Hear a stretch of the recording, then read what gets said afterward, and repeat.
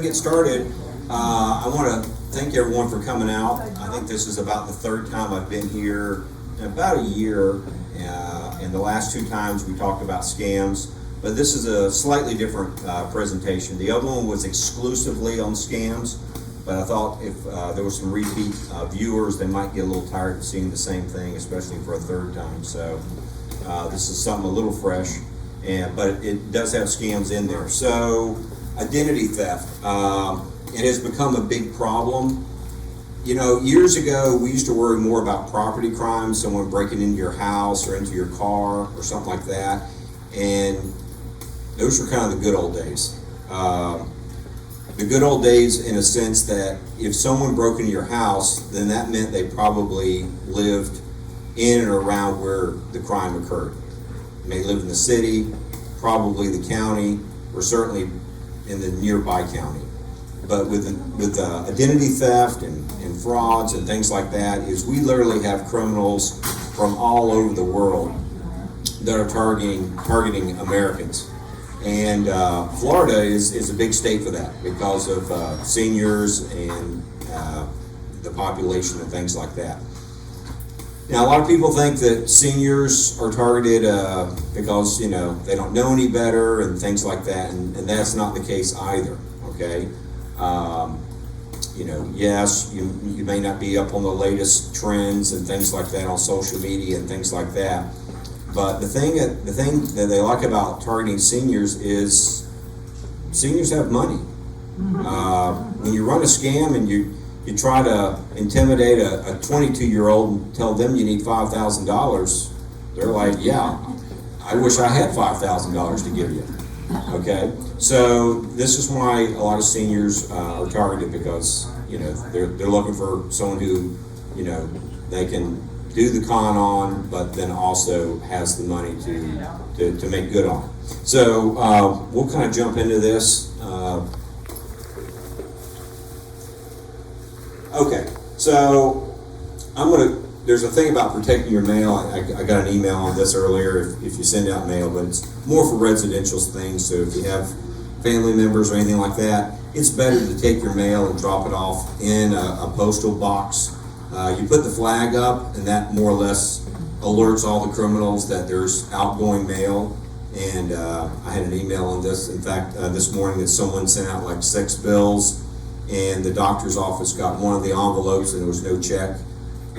They take the checks and they wash them, as they call it. There's a solution that will remove most ink on checks, and then they can just rewrite it.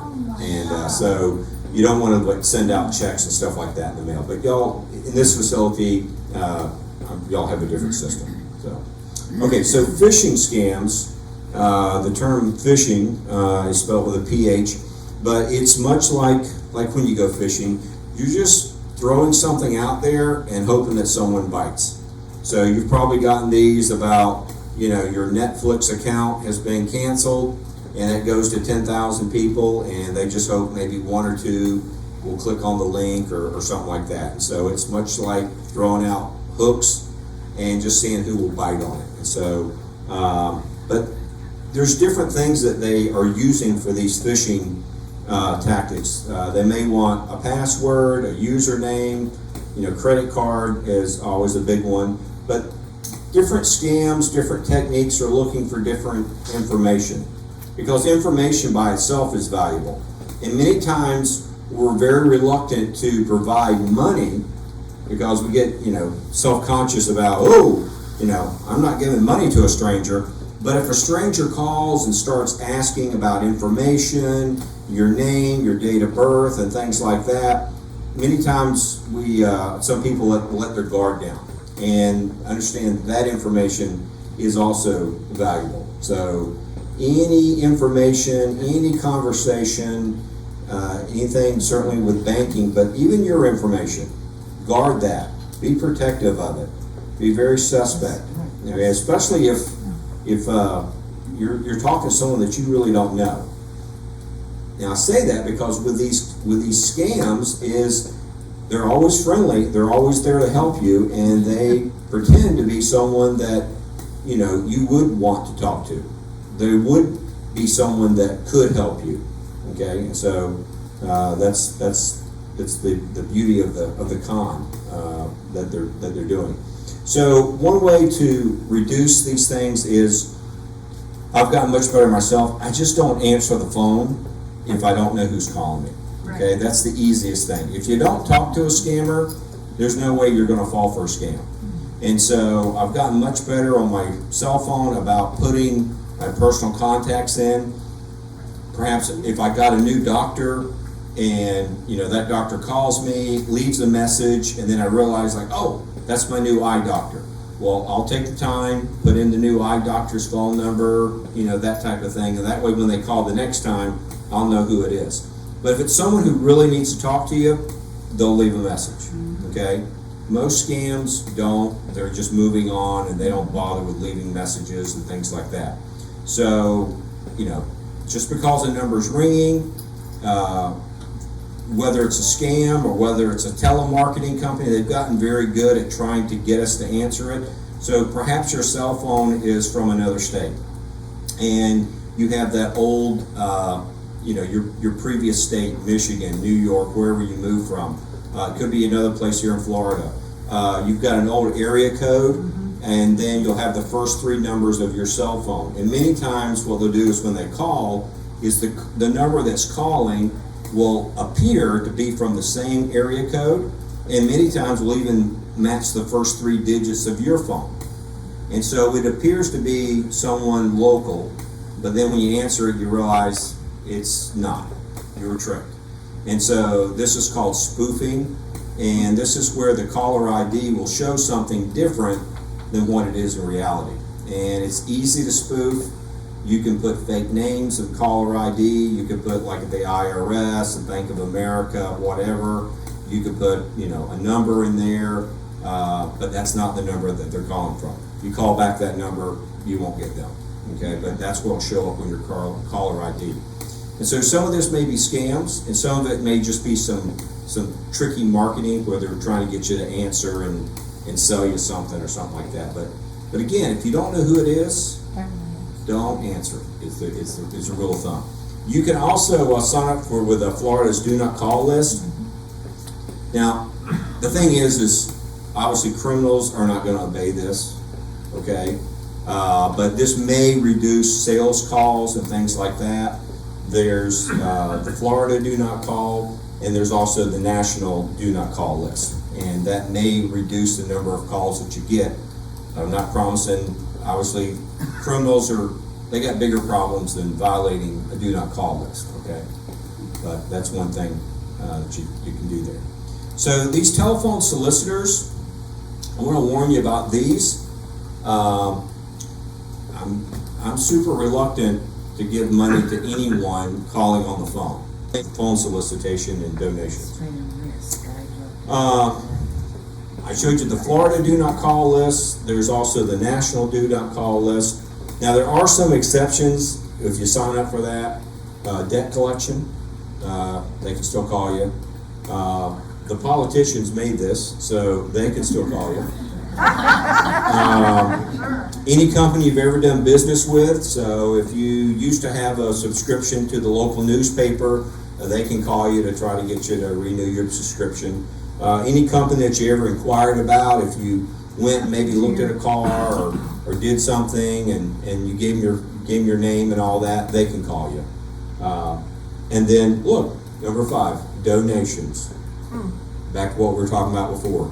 So even if you sign up for a do not call list, people who are requesting donations, they can still call you, but you want to be very careful of those people. Okay. We get a lot of these now, don't we? These text alerts, your credit card's been suspended for suspicious activity, your account, Netflix or whatever has been suspended or whatever. We get these things to show up all over our phones and everything, and we are, directed to click on like a link that will take us there to fix it. Well, when you click on this link, like this one's for Regents Bank, this one's like for Apple, debit card blocked, things like that. You never want to click on these links because it's not going to take you to the Regions Bank. It's going to take you to the scammer who sent this. And the website may look like Regions Bank. It may, I don't know if Regions Bank's still around. Regions Bank or Wells Fargo, whatever. I mean, these websites, they can basically make a clone of it. And many times they'll be like, we just need you to verify a little bit of information. If you could enter your card number, enter your password, or maybe you need to change your password. So to change your password, you're obviously going to have to put your old one in, which is your current one, and then it's going to ask you to change it. Well, they don't care about your new one. They just need your old one because that one still works. You're not actually talking to the bank. And so, you're kind of directed to do this kind of stuff. And it's like, okay, well, that didn't cost me any money. I'll just change my password or something. But now they've got your password. Now they've got, maybe your credit card number and things like that. And you thought you were talking to the bank, but you really you tapped on a link and now you're talking to a criminal. So phone numbers, web links, things like that, do not contact people through text messages and everything. Like these things that are highlighted in blue, you can click on that and it'll take you there. Instead, probably ignore these. But if you're still concerned, you get one, it's like, well, I am a Wells Fargo bank holder, or it says my debit card's been blocked, and I'm a little concerned. Okay, instead of clicking on this, log in, check your account, or call the bank, or however you normally deal with your bank, use that means of contacting them. Don't use a phone number, a link, or anything on here. Okay, you can't try, you just assume this is all fraudulent. And if you're concerned, then contact the bank, check your account yourself. Okay, and that way you can find out, hey, is my credit card blocked, or is there a problem, or do I need to change my password, or whatever, and that way you're contacting whoever it is the way you normally contact them. Don't use these because they're fake. This is another scam. This is kind of the latest version. Many years ago, everyone would get these things about banks. We keep our money in our banks, our debit cards, our credit cards. They're very, very important to us. And so when there's a problem with that, that motivates us. Well, that's what criminals want. They want to motivate us to act. And they want us to act quickly without sometimes thinking. And so getting text messages about your card being declined or deactivated, or there's a problem with your bank, your password, we think someone's trying, there's some suspicious activity, all these things that concern us. They still do that, but then they kind of switched over and started doing Amazon. So if I sent out a text message to everyone in this room and said, hey, your Wells Fargo account looks suspicious, like how many people bank with Wells Fargo? Okay, maybe 3 or 4. How many bank with Truist?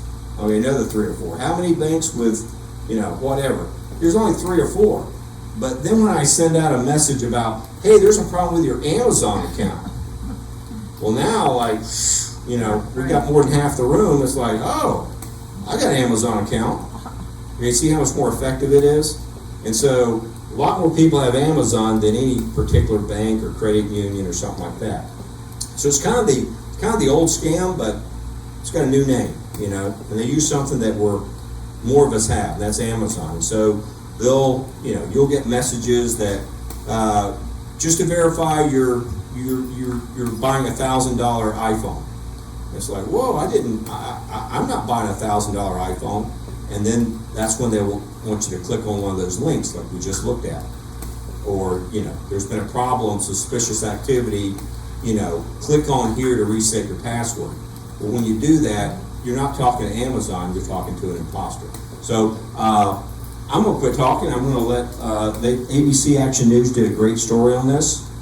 And a new Amazon scam targeting consumers right here in Tampa Bay and across the country. Taking Action reporter Jackie Calloway shows us how these bad actors are talking victims out of thousands of dollars. The This is Amazon. Amazon customers warning about a new scam targeting consumers here in Tampa Bay and across the country. This call is to authorize the payment of $799 for the recent order of iPhone 11 on your Amazon account. I figured it was a fraud, but even still, it was like, oh my gosh, was there $500 and something now missing from my account? On April 6th, Amazon customer Linda Shepard received a similar call. A girl on the other end said she was with Amazon security system, that somebody was trying to hack into my Amazon account and charge iPhone 12 for $999. Linda, who's a hair and makeup artist, says the person on the other end of the line caught her off guard. What made you believe her? She kept telling me that, people were trying to hack into Amazon accounts all the time, that she was going to show me how to delete my credit cards. Linda logged onto a site that gave the caller control over her computer and then her bank account. It was for verification and testing. Before she'd realized she'd been dealing with an Amazon imposter, the thief stole more than $2,000 from Linda's checking account. Well, I was nauseous. I thought I was going to throw up when it happened. The Better Business Bureau's scam tracker shows a spike in Amazon imposter ripoffs after the pandemic hit, and nearly everyone, it seems, started shopping online. In our 2020 report of scams, Amazon was the second most popular name used in reporting scams. Press 1 to talk with Amazon fraud department executive. If you press 1, a live agent will come on and ask for a credit card number or banking information. They say it's to prevent a fraudulent order from hitting your account. It's important to remember, Amazon may email you about an issue with your account, but they won't call you. So they're really good at using fear and intimidation, making you as a consumer believe something is wrong. Linda Shepard says if it can happen to her, it can happen to anyone. If someone would have told you a month ago that you would be a victim of this type of fraud, what would you have said? No way, because I'm a very suspicious person normally. If you get one of these calls, simply hang up. You can always use your Amazon account to reach someone in customer service. And never do a Google search for a customer service number. You may end up with another imposter. And if you've been defrauded and you paid with anything tied to your debit card, that money is likely gone forever. I'm Jackie Calloway, taking action for you. Okay, there's a lot to unpack there at the end real quick. So if you get a call like that, what does she say?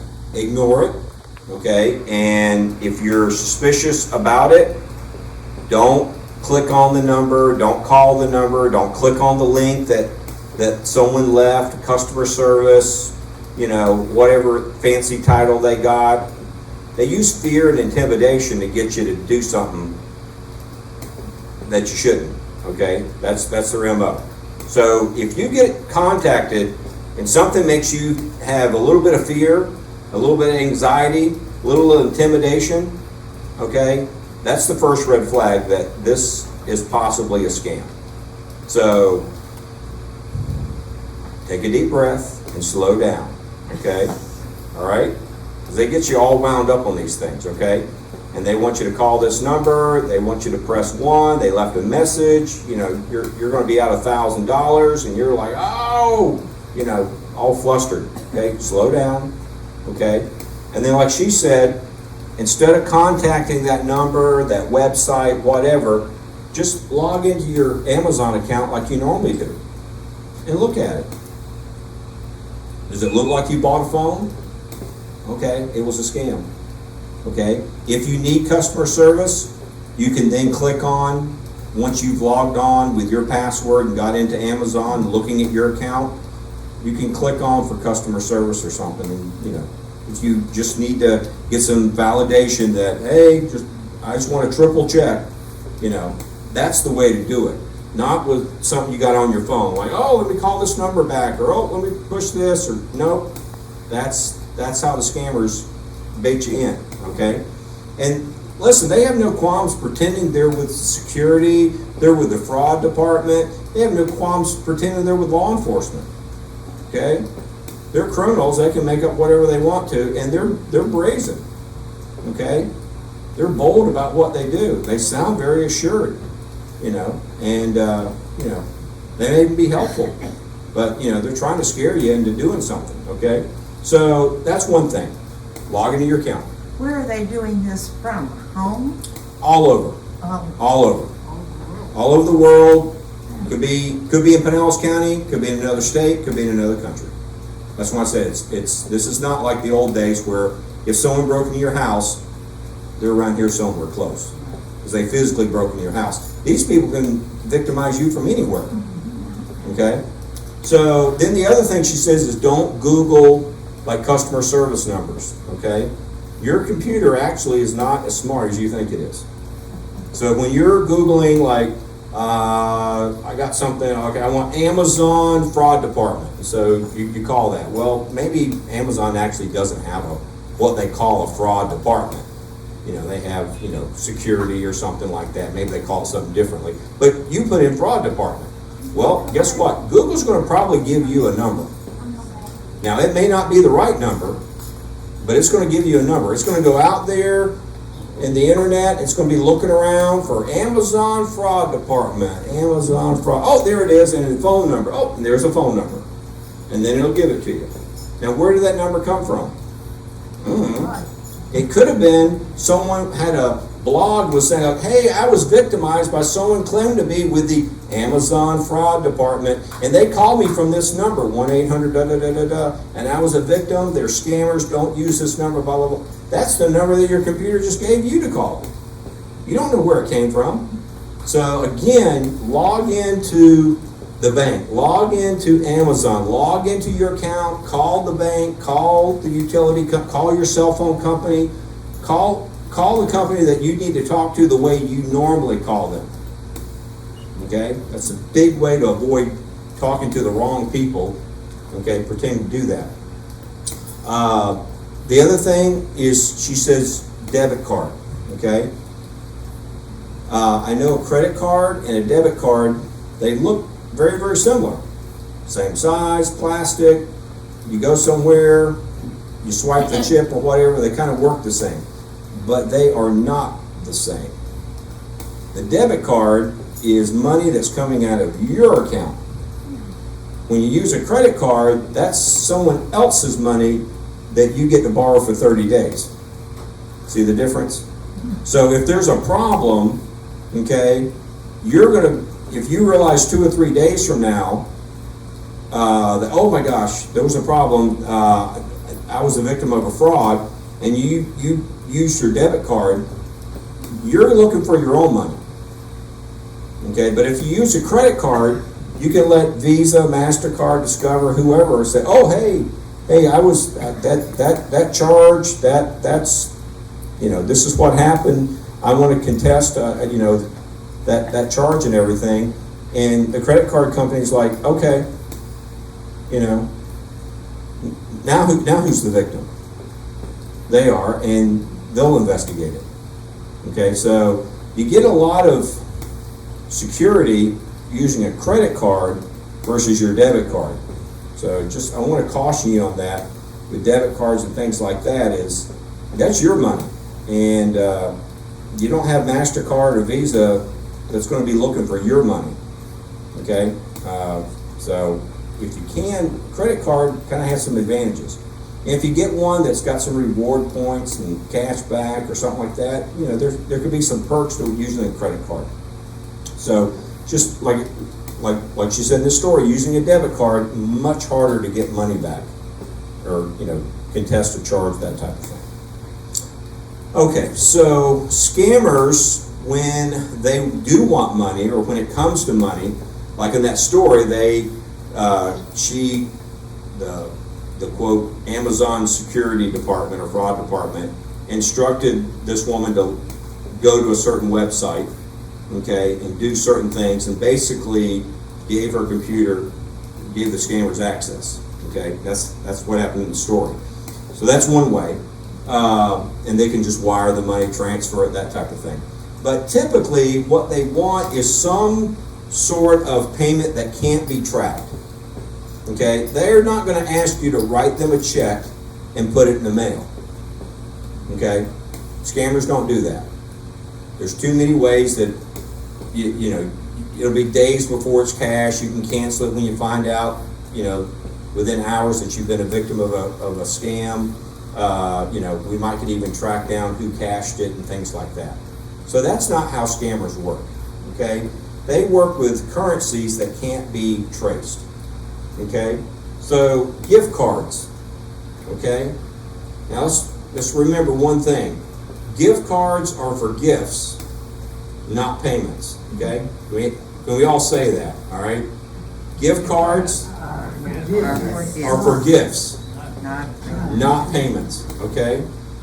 No legitimate company, organization, whatever, is going to instruct you to go get gift cards and pay off whatever. If it is, something is hinky here, okay? All right? No legitimate company gets paid in gift cards. But people get excited. People get told they owe a lot of money. There's problems. They need to do this in a hurry. And people, I think, just aren't thinking. They have this. They don't slow down. They don't take that breath like I talked about. They're just on the phone and like, okay, hang on. I'm going to the car now. I'm headed to Walgreens or whatever. Okay, without even thinking. Okay, so but gift cards cannot be traced. All right, so there's some gift cards that are blank and you can just put $500 on there or $200 or whatever.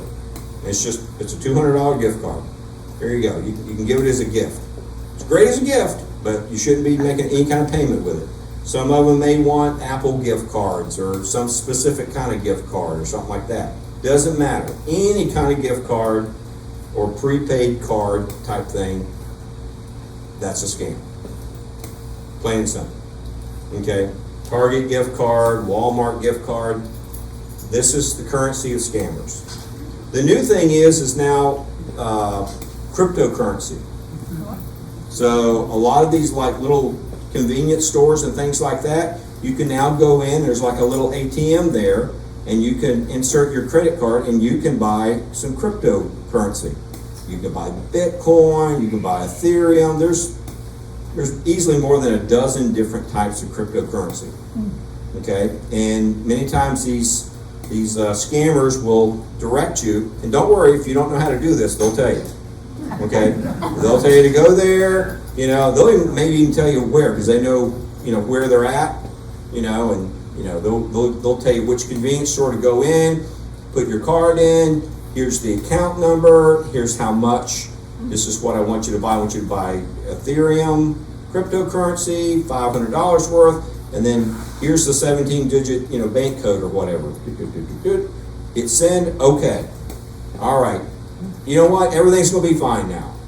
And so you go home thinking like, woo, I'm glad I paid that or got that, that tax bill settled or something. Hey, you shouldn't be paying anything in cryptocurrency. Okay, that's another way that's completely untraceable. And then the other thing is now these cash apps, like Venmo and Zelle and things like that, where you just, you can download an app and put your credit card on it, and I can send you $50, and I can send you, we went to lunch, you picked up the bill, here, I'll send you $10.13 for my sandwich. And I can just send it to you. My daughter and my wife and my daughter, they do this all the time. They're buying stuff and they're not writing a check or they're not trying to make change on their phone. They just trade money. It's great if you know who it's going to, okay? But if you make a mistake and send it to the wrong person, it's gone, okay? And if you send it to a criminal, don't call us to track that down, because we're not going to be able to. Okay, so these are typically, these things like this, these are scams. Okay. All right. I want to caution you about things that you get about sales that just show up on your phone. Okay. I'm not saying they're all fraudulent or anything, but a large percentage of them are. And so, like this is one I got on my phone, and I went to it, and this is the website. It looks very, very professional, but it's fake. It's not the actual Michael Kors website.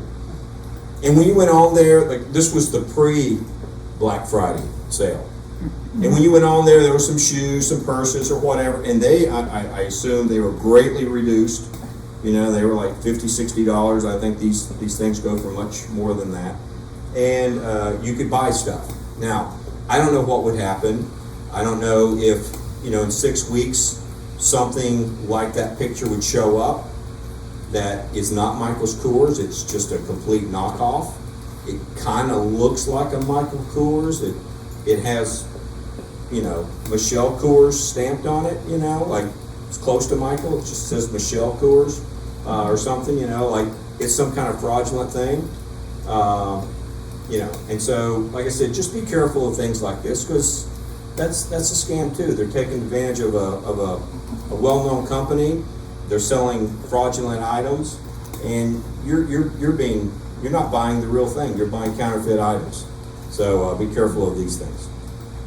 So the big thing now is most of our cards now have the little chip, and if you can, go ahead and tap to pay. Okay, instead of even inserting it. Now, most places that are monitored, like, you know, checkout lines and things like that, are fine. But if you're going, you know, out and about to other places and you're inserting a card, like ATMs and things like that, you have to be careful because they're messing with the ATMs and stuff. This stuff, it's been around and they're still doing it. So, like, this is an ATM machine. I think this is Bank of America. This is what the ATM looks like. It has a picture of the card. This is back when they put your faces on. I don't even think they do that anymore. But it would show you, like, that's how you insert the card. Well, there's a cover that goes over top of this. Here's the cover. See, it's got the same card, the same picture, except this goes over top of that. And inside of here, there's like a little reader that reads your card and that type of thing. And typically there's a camera or some way that they can see what the PIN codes are and things like that. So be careful at ATMs, be careful inserting cards. If something doesn't look right, you know, it's just best to go somewhere else. If you can, it's best to go inside as opposed to outside. But like I said, just be aware that this is some of the trickery that you know, scammers are using to try to get information as you insert a card. So it could be in gas pumps, could be ATMs, things like that. So just give it a good look, you know, see if things don't look right. If the pump looks a little different than it did before, like, kind of question that type of thing. All right. If you're going to, like, some of these festivals and things like that, many times they'll have an ATM that's kind of temporary, that's just set up. I want to caution you on that because I'm not saying that the person who has the ATM, they're doing anything nefarious, but that machine is there. You don't know. A lot of the public has access to a lot of the cables and things, and so little devices can be added that record information or scans it. You know, because that's kind of what happens at the gas pump. You insert your card, you get approval, you pump your gas, you get your card back. You don't even know you've been a victim. You got gas, you got your card, like, I'm good, right? Well, when you put that card in, someone read your card, and when you drove off, now they've got that card information, and now they can make a clone of your card, and they can go use your card. You got a full tank of gas, and so that's kind of how these things work, in that in doing the transaction, as that information is going to the bank and coming back, it's being recorded by a third party. And then that is later retrieved, and then they can use that information to make fraudulent purchases and things like that. It kind of goes back to using the debit card and your credit card. See, if something like this was to happen and you were a victim of something like this with your debit card, it might be more challenging to get that money back. But if it was a credit card, then you could be like, well, wait a second, I was not in Atlanta yesterday buying a big screen TV. You know, I had dinner 45 minutes earlier, and I was at Publix 10 minutes after I allegedly bought a TV in Atlanta, you know, that type of thing. So, again, just, you know, be aware of where your information is being used and things like that. Wi-Fi, okay? Free Wi-Fi. So free Wi-Fi, a lot of places when you're out and about, like coffee shops and things like that, they offer this as a service for their customers. It's great. You don't have to use your data, you know, usually it's much faster, things like that.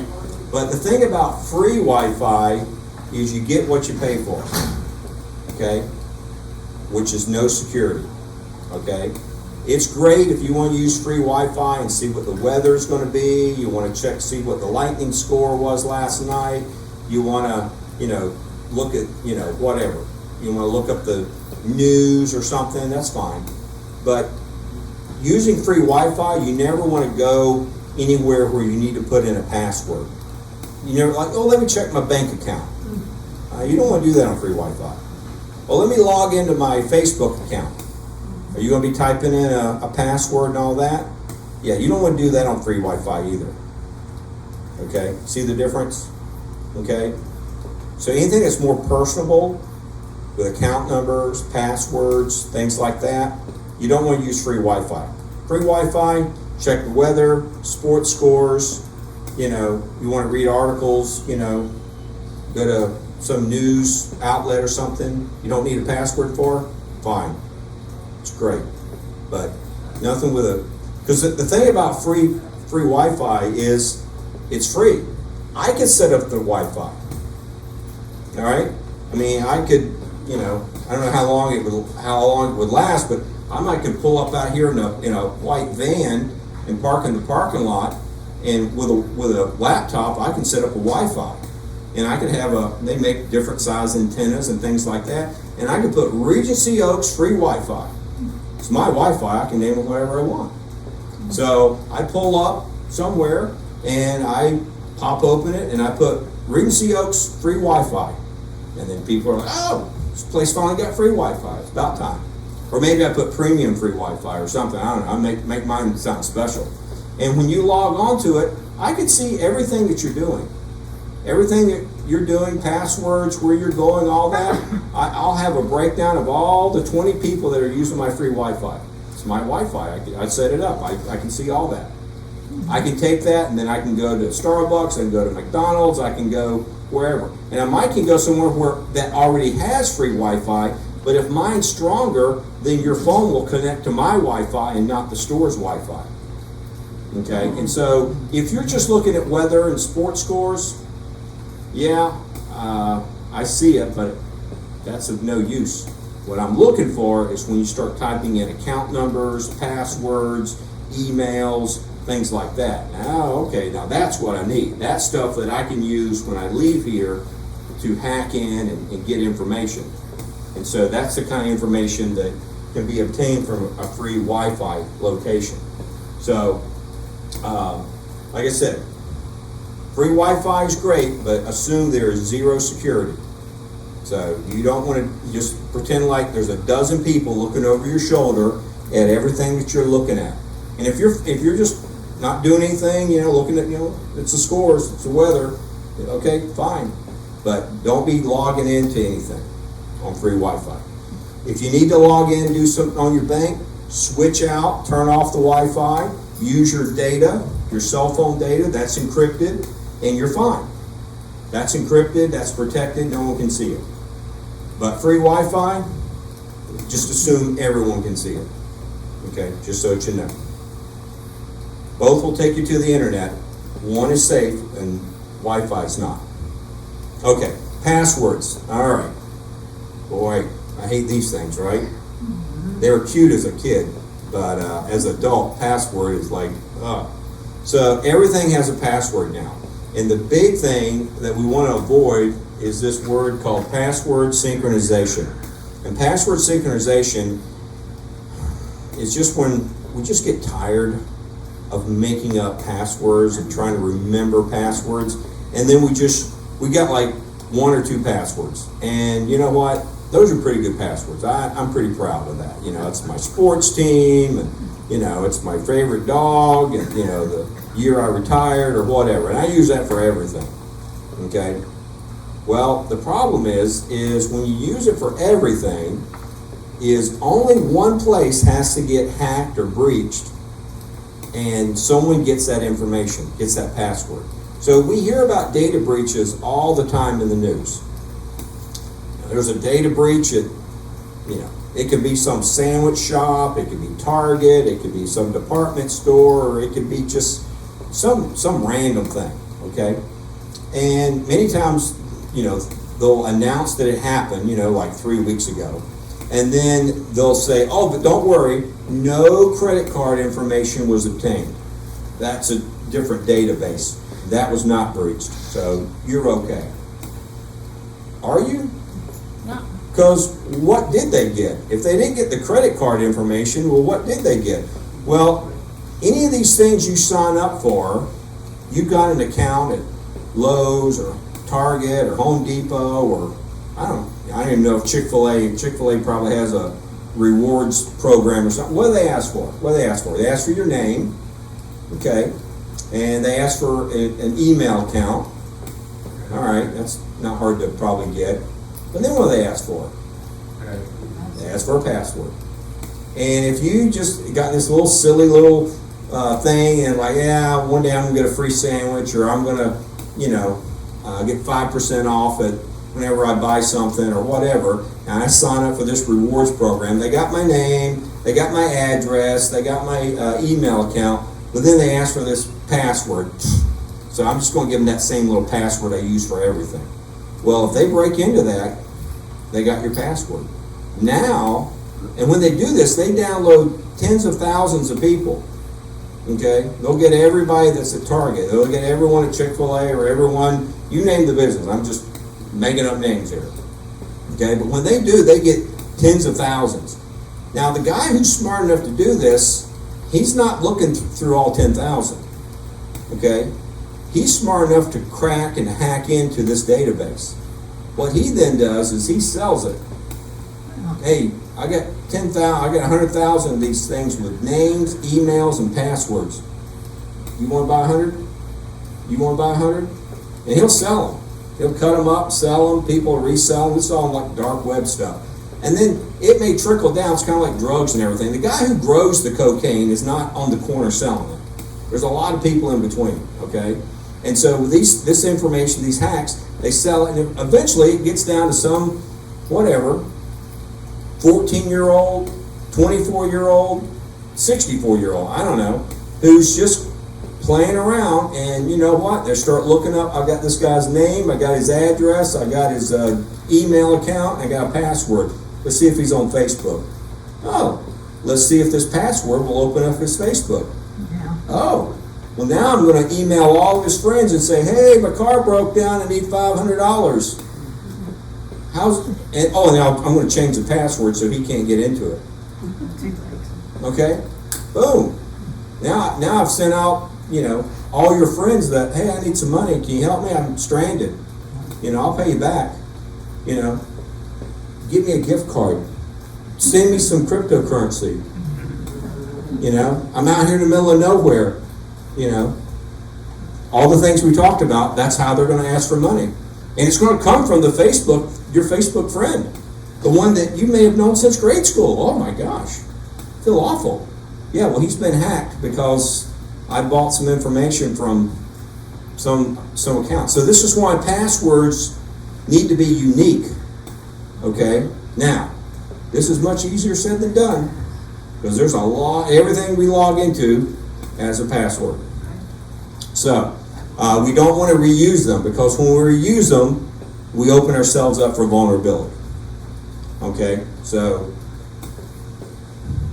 password, if you use the same password for your bank, for your Facebook, for your, Chipotle, for your Home Depot, for your Hilton rewards points, or whatever, all that's going to happen is just one of these get hacked into. And they don't even get the financial information. They just get your password, your email account, and all that. What does that password go to? That's the question. That's the scary thing, okay? So we want to be careful of these passwords because they're valuable. They open a lot of stuff. They allow you to do a lot of stuff. And if they get to the wrong hands, there can be a problem. All right. So, I'm gonna let this gentleman talk. Tell you this, but you're probably doing passwords wrong. At least that's what the National Institute of Standards says in the document they produced a few years ago with password guidance. It basically says what we've been doing as an organization with password string policies is making security worse, not better. So the old rules, let's take a look at those. It was that there was a formula you needed to follow. Mixture of upper and lowercase characters, numbers, special characters, things like that. And what that does in combination with an expiration date is make it so that users end up with passwords they can't remember. And if they can't remember them, then they have to write them down. And if we make them change them a lot, then they've really got to write them down. So instead of the old rules of a formula and expiration, in fact, the new guidance is that we should look at length. Length is strength when it comes to passwords. The longer your password, the harder it's going to be to crack. And if you choose something like a passphrase, something that is something you will remember, maybe even a sentence. If you came up with Mary had a little lamb, you can remember that very easily. I don't choose that one because everyone else will guess it. But some phrase like that is long and hard to crack and easy to remember.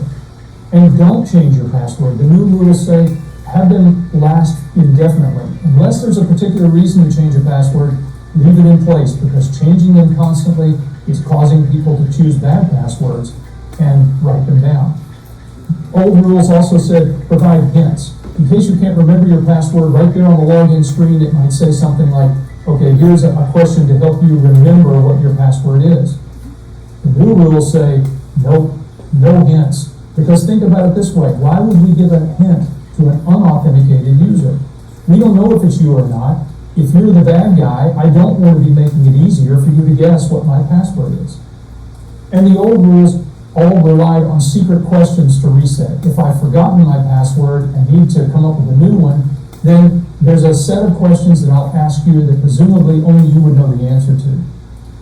The new rules say, no, go out of band for that kind of connection, for that kind of reset. In other words, make a phone call, make a text message, use some other form of communication in order to verify that the user is who they claim to be, because the secret questions turn out not to be all that secret. In fact, most of those answers that relate to your favorite this or that or your high school mascot can all be found on social media. So old rules lead to more insecure passwords. New rules lead us to a better user experience and better security. Thanks for watching. Please Okay, so those are some kind of helpful hints. The big takeaway on that is length of the password. Length is strength. Okay, so the longer the better. Certainly something probably a minimum of 8 or 9 characters is the minimum. So if you're just putting in something like Sam, 712, that's pretty weak. That's only like 6 characters and that type of thing. So length is strength, okay, on this. So now you're thinking like, okay, I hadn't thought about this. How many passwords do I have, or how many different passwords should I have? And that's a lot, all right? That's a lot. So this gentleman's going to talk about password managers. And this is something you can put on your phone, you can put on your computer. There's different ones. Some of them are like an app, some of them are like a little thumb drive, things like that, depending on where you do your business. But these things are encrypted, and basically all your passwords are stored there. And these things will actually even create your own password. And it'll just be random numbers, and they'll be 15, 18 digits long and all kinds of stuff. And whenever you don't even need to remember them. You just remember one master password. It opens it up, and then you click on like, I need Allstate insurance. Boop, and it will drop the password in there and go there. Oh, I need to check my bank account. You click on that, and it will auto-populate the password that it created for that and take you there. I need to check on my hotel, or cruise line, or my insurance, or like whatever you click on, it'll have already created you a different password. It has that ability, so I'll let him. You can eliminate passwords from your life. You're in the right place. And just to be super clear, we're not selling anything in this video.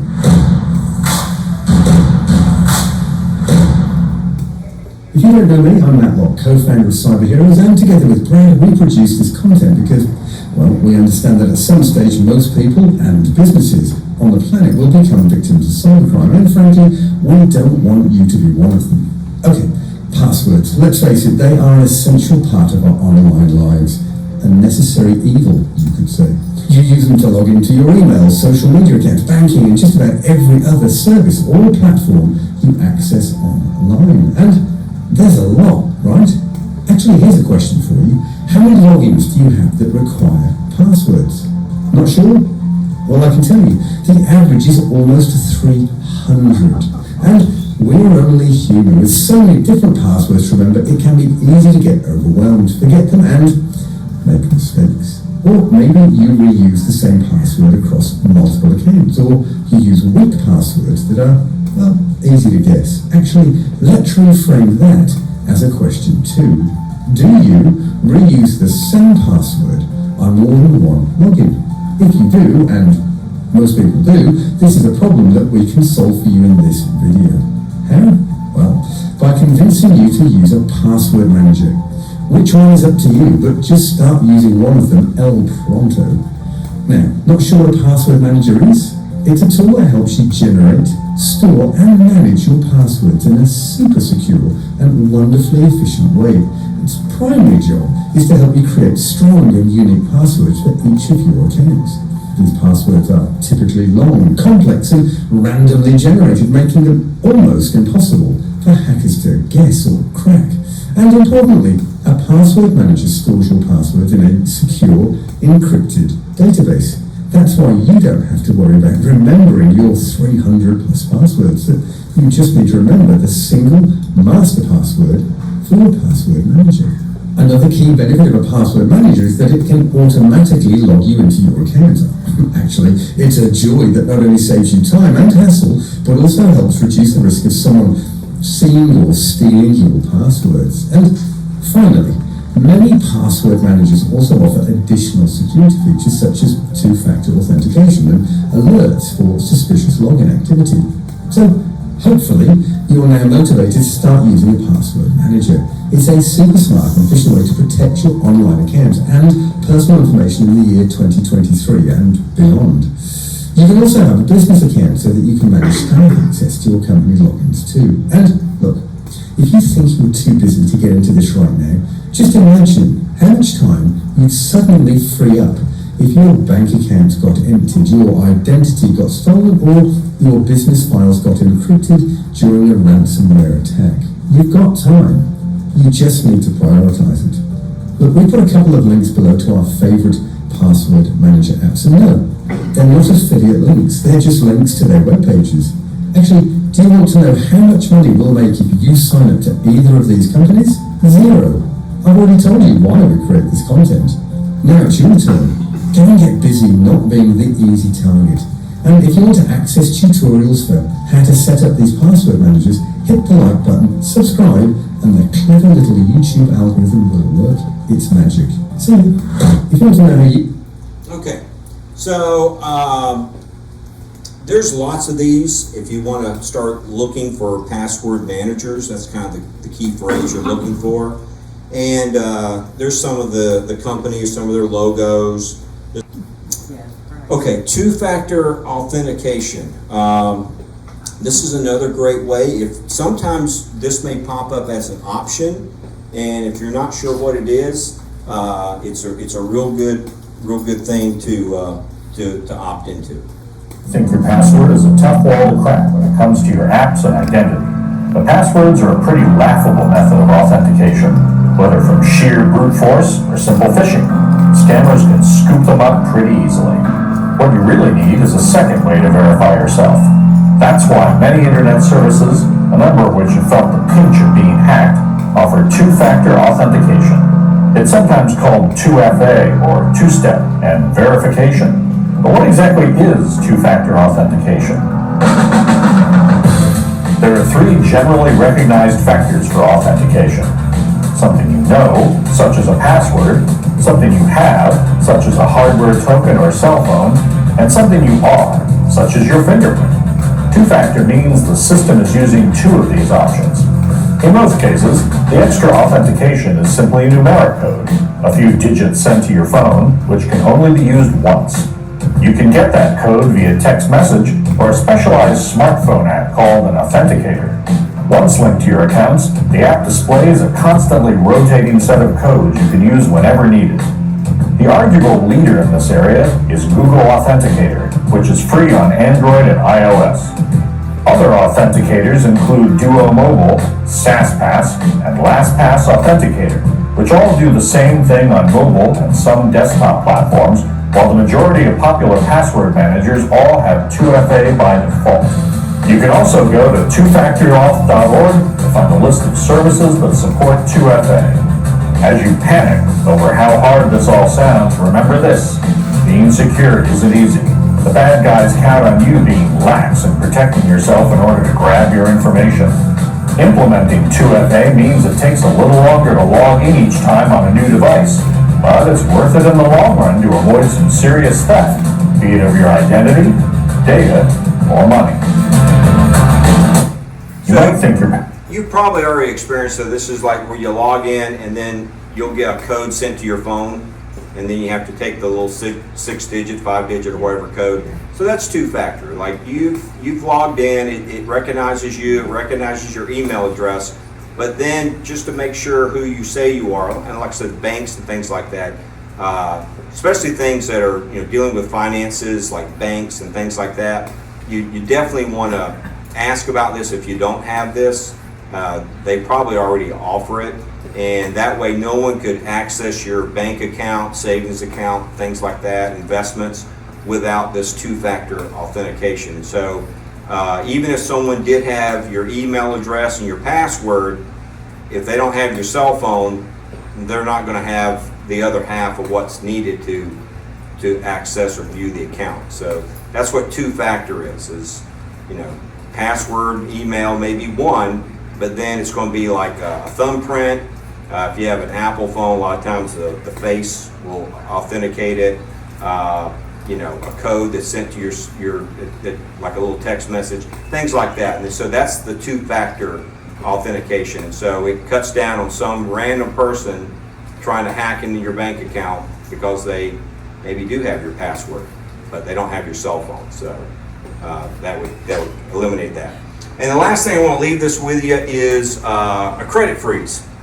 So if you are not using credit, and as you become seniors, you're not out buying new cars frequently and furniture and boats and getting new credit cards and things like that, there are some services that will monitor your credit, and you pay a monthly fee for that, or you could just simply freeze your credit.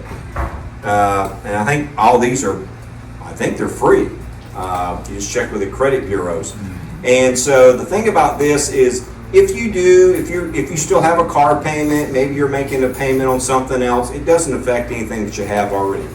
You just no one can use your credit to open a new account, open a new credit card, a new line of credit, buy a car, take out a credit card, do anything like that, because it's frozen. Okay? And if you decide, you do want to go buy a car, well, for that, you just contact them, and I think within 24 hours, they activate it. And when you contact them, they must lift the freeze within 1 hour. So if you're out car shopping or decide you want to get a car or something like that, you could just call, and within 1 hour, your credit is available to be downloaded, reviewed by a bank, institution, and then afterwards you can just make a phone call and freeze it. And this keeps anyone from stealing your identity and opening up a credit card or taking out a loan or anything like that using your name. So even if they have your name, they have your date of birth, they have your social security, it's still going to be frozen, because when you freeze it, you're going to be given a code. Now, don't lose that code. Okay? But it is a special code, and when you call them to unfreeze it, you just simply give them that code. I don't think there's any harm in going in if you did it years ago and doing it again. All right. Well, I'll be packing up. If you think of something or you have anything to say, I'll be around for a few minutes. I do appreciate y'all coming out, and thank you so much.